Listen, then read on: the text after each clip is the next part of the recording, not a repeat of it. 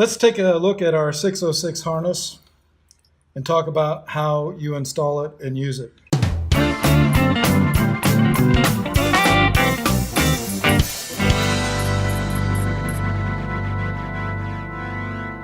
The 606 is a complete harness that can be used with a pickup in your guitar, has a jack that allows you to connect to your amplifier. There are two pots.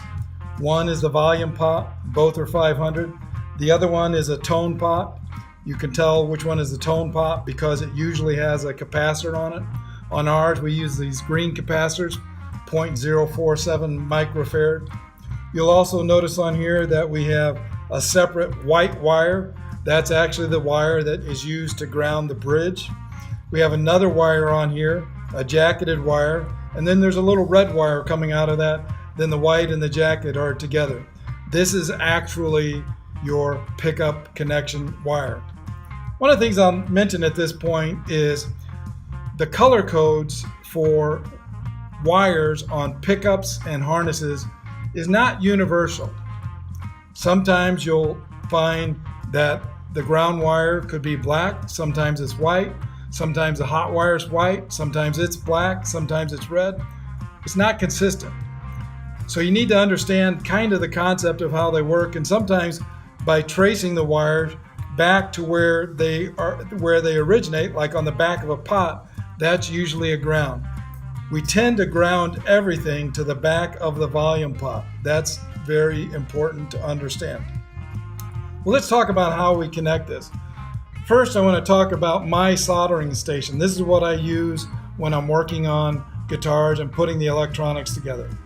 By the way, I strongly suggest and urge you, when you're building a guitar, put all of the components together on the tabletop and make sure they work.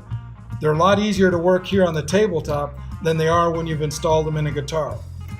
And more importantly, if you have a problem, it's better to find out before you spend all the time putting it into the guitar. What you'll notice on my soldering station is I have what are called these helping hands. It's really a nice little system with a couple of arms, and on the end of these arms are some alligator clips. That's really handy if you want to hold a wire while you're soldering it. I also have on here a little spool of wire, a little solder here on the back. That is actually a 0.030 solder. That's about the right size for working on these little components and connecting these wires. One of the things you'll notice is kind of maybe an original to me is along the front of this board in my soldering station, I have these nice little neodymium magnets installed. What that allows me to do is when I'm working on a harness, I can actually semi-secure the components right onto the surface. Keeps them from flopping around. I can even secure a pickup. Well, let's talk about making the connections. Right off the bat, the one single wire, in this case it's a white wire, is the ground for the bridge. What I typically do is during the installation, I'll come in and strip about 1 inch to 1.5 inches. When I'm installing the components in the guitar, I work my way up, I snake my way up around the neck, through the back, through the lid of the box, lay this wire over, and then I secure the bridge.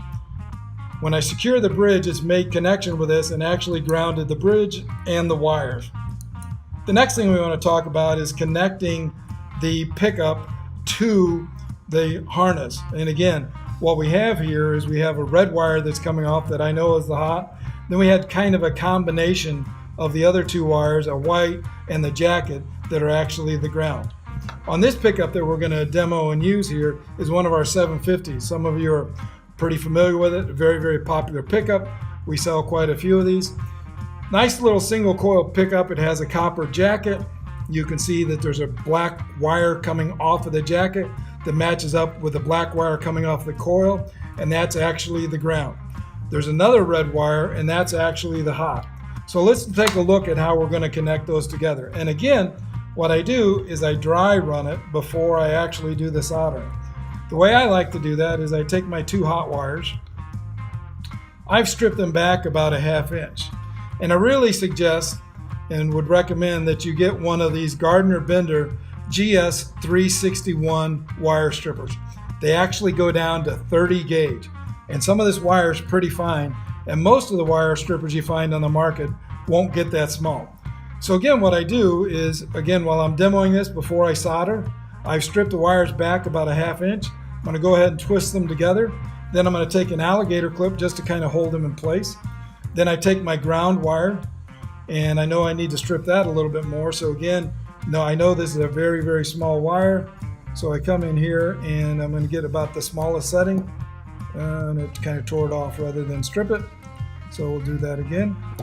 And now I've got that. Twist the wires a little bit, put them together.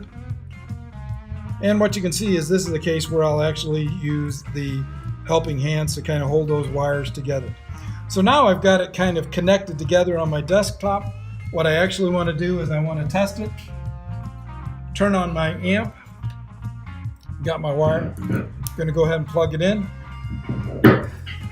Now a lot of times what people will do is they can take a piece of metal and you can tap on and you can hear the sound. I really recommend using a tuning fork. We sell these. A little more precise way to actually tell how it's working.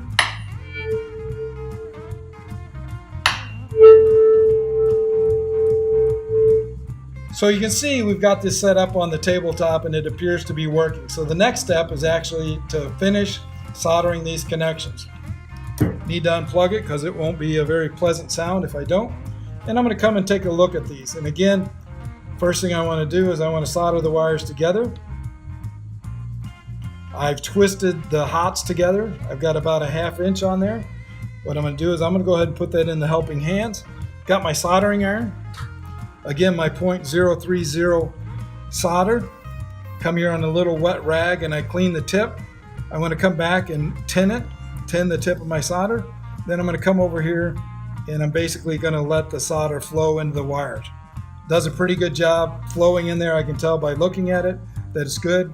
Come back in and kind of clean up the edge, trim it off a little bit. Then the next step, I use some heat shrink tubing. Because this is hot, if it's flopping around and it touches the ground, you're going to have a problem. So we want to cover that. What I simply do is I slide a length of the heat shrink tubing over that. I use our little propane, or no, it's actually butane. Use our little butane torch.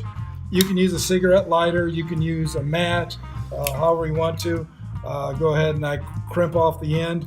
And so what I've done is I've shrunk the heat shrink tubing over that nice and secure. The next connection I have to do is I have to put the ground together. On this one, it's actually a little bit tricky because that is actually 2 wires put together. But again, I can twist the wire around the end. Go ahead and put it in the little alligator clip. Grab my solder. Then I can come in and put a good amount of solder on there. Kind of examine it to make sure that I've got solder all the way around. Looks really good. This is a little bit too large of a diameter with all of these wires with that jacket in there. So what I have to do is I have to then step up to my next size heat shrink tubing. Again, shrink that in, press off the end, and now we're good to go. What we've actually done is made the connection. It wouldn't hurt for us to go ahead and try it again to make sure we're still working before we put it in the guitar.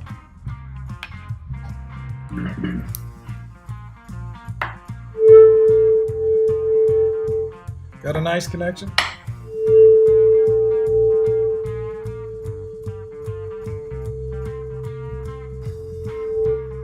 Make sure the volume's working.